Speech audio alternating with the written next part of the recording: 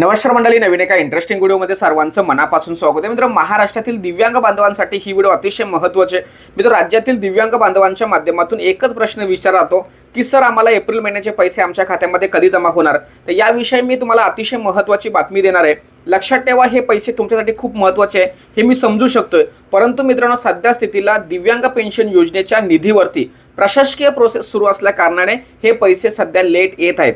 तर या व्हिडिओच्या माध्यमातून आपल्याला जे काही निधी मिळतो तो निधी मिळत असताना एवढा उशीर का होतोय, किंवा त्या निधीला किंवा त्या प्रस्तावाला किंवा त्या फाईलला कोणकोणत्या स्टेपमधून जावं लागतं, आणि आत्ता सध्या स्थितीला आपला जो निधी आहे किंवा आपला जो हप्ता आहे त्यासाठी असलेली फाईल आहे किंवा ते असल्यासाठी जे प्रस्ताव आहे तो कोणत्या स्टेजला आहे आणि तिथून आपल्याला किती दिवसामध्ये हे पैसे मिळू शकतात, याविषयी संपूर्ण माहिती या व्हिडिओमध्ये आपण जाणून घेणार आहोत। व्हिडिओला सुरुवात करण्यापूर्वी चॅनलवरती जर नवीन असतील तर चॅनलला सबस्क्राईब करा, कारण मित्रांनो खूप लोक आपले व्हिडिओ बघतायत परंतु सबस्क्राईब रेशो खूप कमी आहे।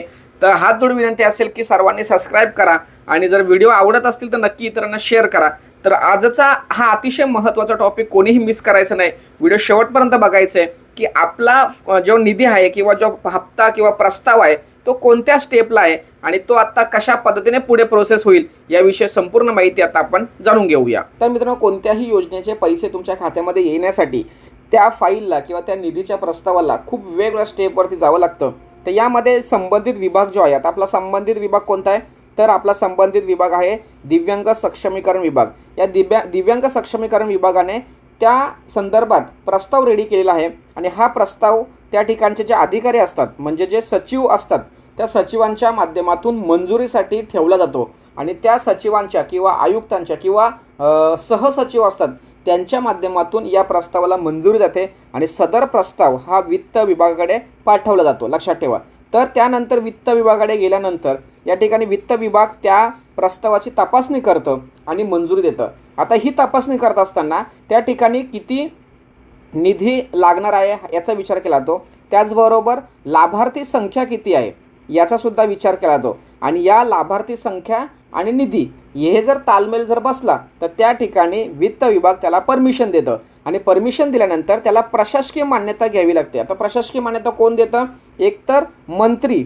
लक्षात ठेवा, प्रशासकीय मान्यता कोण देतं, मंत्री, किंवा जे काही प्रशासकीय सचिव असतात, वित्त विभागाचे जे सचिव असतात ते सचिव या प्रशासकीय मान्यतेला होकार देतात आणि त्याच्यावर साईन करतात, आणि साईन केल्यानंतर त्या ठिकाणी जो आपला निधी असतो हा निधी FS म्हणजे फायनान्स सिस्टममधून आपल्याला ती आर्थिक मंजुरी मिळते, आणि आर्थिक मंजुरी मिळाल्यानंतर त्या ठिकाणी DDO कडून बिल तयार केला जातो।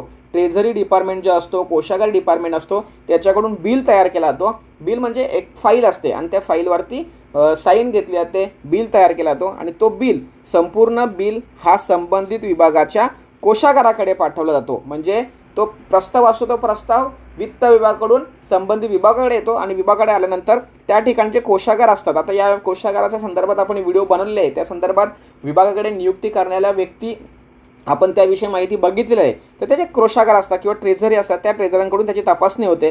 तपासणी केल्यानंतर त्या ठिकाणी ते बँक किंवा DBTद्वारे हे पैसे वितरित करण्यासंदर्भात त्या ठिकाणी त्यांना परमिशन दिली जाते, आणि हे DBT किंवा बँकच्या माध्यमातून हे पैसे प्रत्यक्ष शेवटच्या क्षणाला लाभार्थ्यांच्या खात्यामध्ये वितरित केले जातात। लक्षात ठेवा।